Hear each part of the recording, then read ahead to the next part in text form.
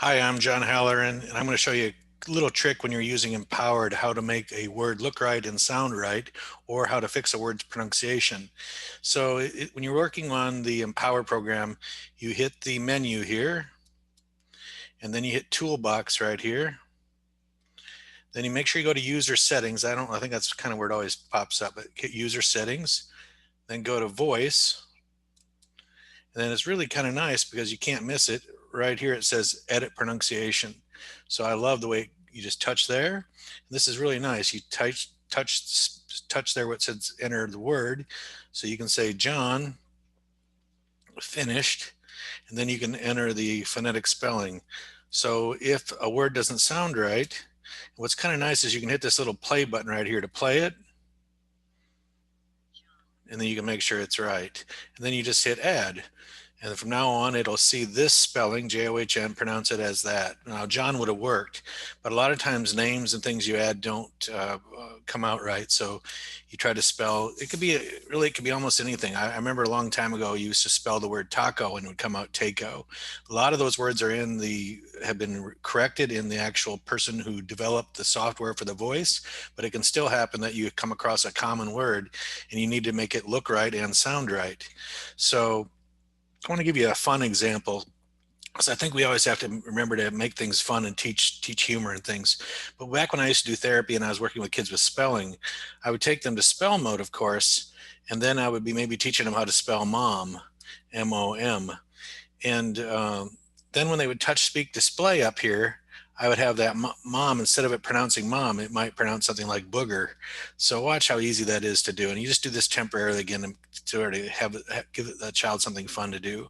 But they hit menu, they go to the toolbox, you go to user settings, you go to voice again, you go to edit pronunciation right here. So it's real easy to find. And then you type in the word mom and you say finished. And on the other side, see, this is where the words, how it's spelled correctly, and this is how it's phonetically going to sound. And that's when you go in here and say boogerhead or something. And so now you take that same student back, and then of course you say add. You'll probably have to go back in and change this back, of course, when you're done having fun. But now you have this fun little game where the child goes to spell mode, spells mom, and I like the spelling to be on at the word level, which it isn't right now. And then you go in here and touch right here, and of course it says boogerhead. So it's just a fun way to give them some humor and teach them a funny thing that gives them an incentive to go home and show them they can spell mom.